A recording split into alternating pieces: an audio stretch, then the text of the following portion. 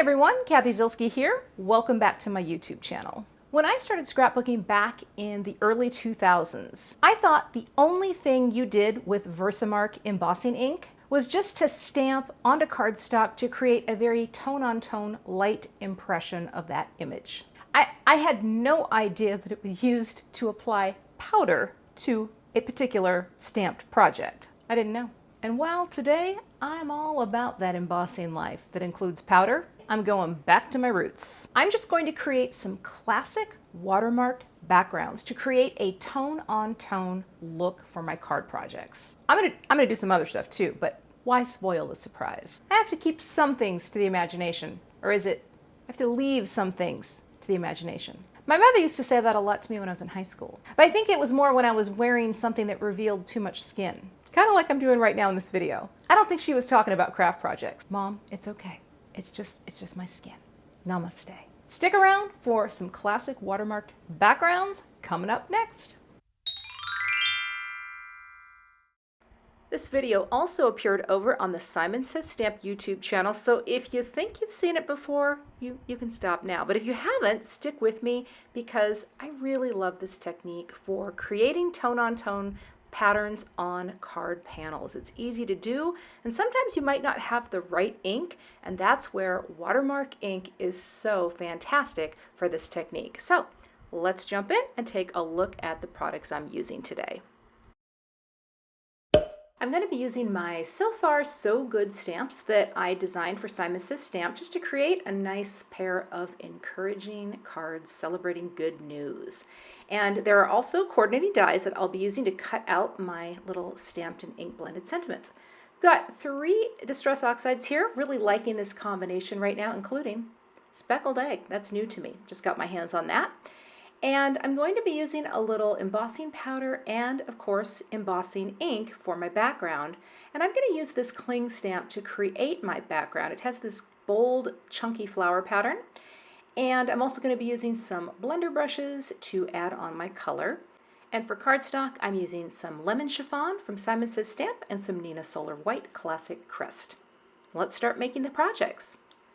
I'm going to use my original size Misty, take the pad out, and grab my cling stamp, take the little backer off, and place it inside the Misty. This is how I like to use cling stamps. I like to put them inside the Misty and add my paper to the door. So I've got my little piece of cardstock here, and I'm going to be trimming this down after the fact, but it's just a 4 1/4 by 5 1/2 inch piece.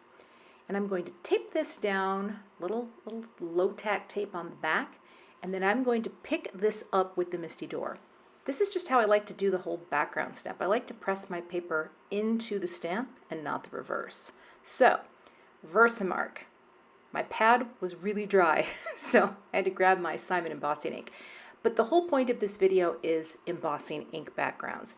I used to do this in the olden days of scrapbooking, right? I would just use the Watermark to create a watermark look. But then I became a card maker and realized that this is actually how you add embossing powder, and that my mind was blown.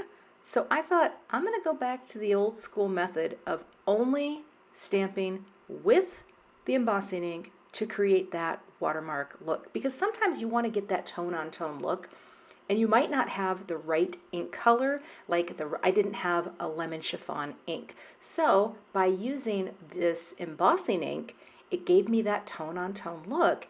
And I love that effect. It just looks so cool, and it will basically dry and look just like this. And I am going to set this aside because the embossing ink does take a little time to dry, but that's what I'm looking for. Just this tone-on-tone pattern for my card panel. All right, moving on. Next, I'm going to take a few of the stamps and stamp these onto some Neenah Solar White Classic Crest cardstock. This is the 110-pound weight. I just thought it would be nice to stamp 2 at a time, so I had a few options to make my card projects. Just make sure my cardstock is positioned back in the Misty. Take my embossing magic, swipe that over just to remove any static or oil from the cardstock so that when I stamp my embossing ink, my powder only sticks to where the impressions appear. I'm going to press that down. I like to use a Swiffer cloth just because it lets my hands kind of glide over the Misty door. And now I'll sprinkle on the powder. This is just white powder from Simon Says Stamp. Sprinkle a little more there just to get a nice good coating and tap off the excess. Now we're ready to heat emboss. Get my heat tool nice and hot and quickly melt that powder until it is all smooth and shiny. You see how it catches the light? We're ready for adding color.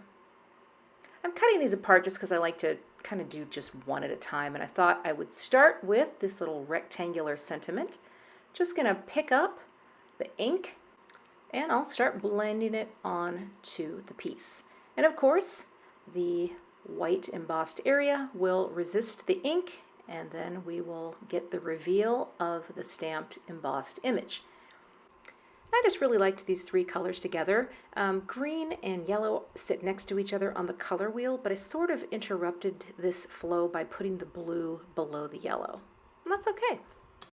I started off a little bit with the blue because I wanted it to be a little lighter. I know that some of these colors don't have quite the same value, but I did think it was a cool look how they all came together in the end. I'm going to wipe off any excess that has pooled on top of the embossed area with a paper towel, and that is ready for die cutting. I also did this off camera, same blend, and now I've got two ready to be cut out. I've got the coordinating dies on the pieces, and I'll run them through my Platinum 6 die cut machine and pop them out.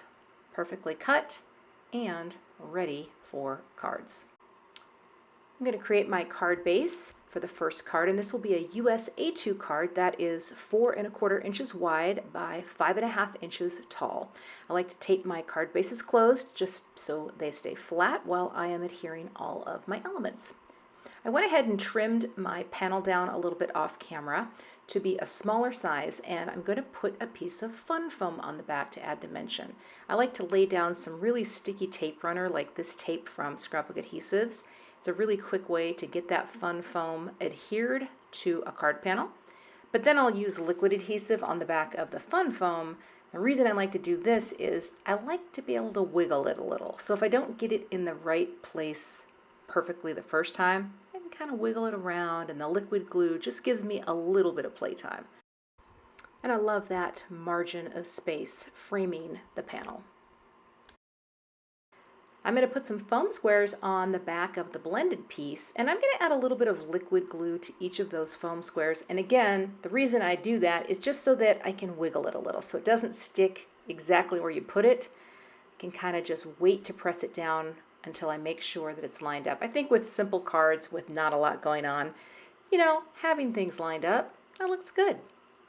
And that's it. I'm not adding anything else to this card. I really like how simple it is, and I love that effect. The second card with the good news, I created this small square, and I just used some other dies to create that square with a circle. I used a little nesting square and a circle from a waffle flower die set to give the little good news a home, and then I just stamped and embossed the open this card. But I really love the look of that tone on tone, stamping with your embossing ink. Don't emboss. Just skip the powder, let it dry, and create some beautiful panels for your card projects. Thanks so much for watching today. I would love to have you become a subscriber to my YouTube channel. And if you do subscribe, be sure to hit the gray bell below the video so that you don't miss the next time I post. Here are a couple other videos that you might be interested in watching. Thanks so much and have a great day.